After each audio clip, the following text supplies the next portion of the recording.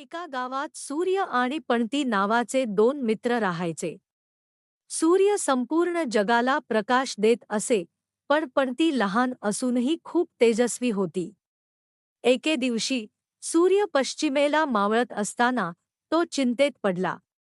मी गेलो तर या जगाला कोण प्रकाश देणार असा त्याने विचार केला. तेव्हा पणती म्हणाली, मी आहे. काळजी करू नका. सूर्य हसला. तू लहान आहेस. तुला कसे शक्य आहे त्याने विचारले. पणती हसून म्हणाली, मला फक्त 4 पावलांसाठी प्रकाश द्यायचा आहे. ते मला शक्य आहे. सूर्य आश्चर्यचकित झाला, पण पणतीच्या आत्मविश्वासाने तो प्रभावित झाला. तो हसला.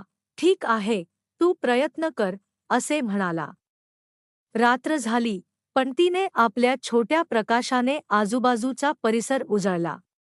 लोकांना पणतीच्या प्रकाशात आपला मार्ग सापडला आणि ते आनंदी झाले.